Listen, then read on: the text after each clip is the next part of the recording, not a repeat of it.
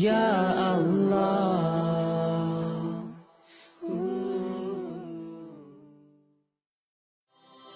লাইফে আপনি কাউকে এভাবে ভালোবেসেছেন যে তার কথাই কম বেশি সবসময় চিন্তা করেন? না, রোম্যান্টিক ভালোবাসা বলতে আমরা যা বুঝি সেই ধরনের ভালোবাসার কথা আমি বলছি না।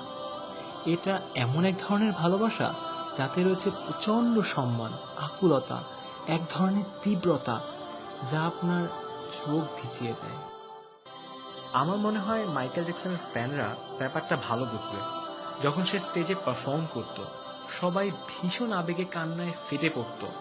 মনে হয় যেন এই হোল সি অফ টিয়ার্স। উত্তেজনায় অনেকে বেহুশ হয়ে যেত, আর কোনো ক্রমে কেউ যদি তাকে একটু জড়িয়ে ধরার সুযোগ পেত, সে তাকে আঁকড়েই ধরে থাকত। ফুটবল ফ্যানরাও ব্যাপারটা ভালো বুঝবে।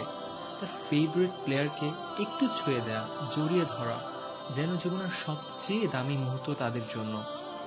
কি স্ট্রেঞ্জ একটা লাভ, যার কারণে তারা অদ্ভুত সব কাজ করে বসে।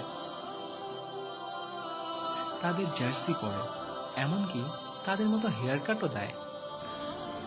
কিন্তু এই সব এক্সাম্পলে কিছু একটা মিসিং।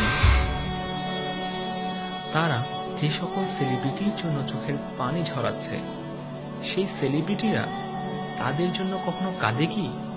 মনে হয় না। আর এই ব্যাপারটা সেই ফ্যানরাও অস্বীকার করতে পারবে না। তাদের জিজ্ঞেস করলে হয়তো বলবে, আমার ফেভারিট সেলিব্রিটিরা কেন আমার জন্য কাঁদবে?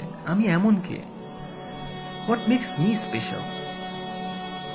আর যদি বলি যে এমন একজন মানুষ ছিলেন যিনি সত্যি সত্যি আপনার জন্য কাঁদতেন, আর এই মানুষটি মর্যাদা, খ্যাতি বা সম্মানে যে কোনো সেলিব্রিটি অথবা পার্সোনালিটির থেকে অনেক অনেক উপরে, তিনি হলেন মুহাম্মদ সাল্লাল্লাহু আলাইহি ওয়াসাল্লাম।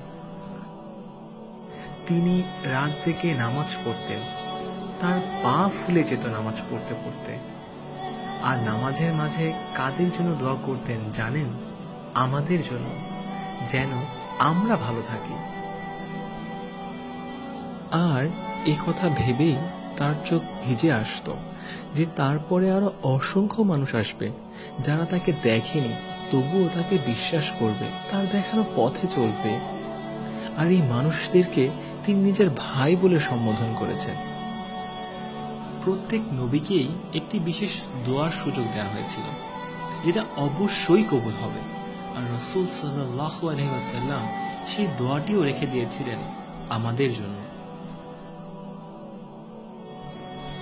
আপনার জন্মেরও 1000 বছর পূর্বে আপনার জন্য এই মানুষটি কাঁদতেন। কিন্তু আপনি কতটুকু মূল্যায়ন করছেন তার চোখের জলের?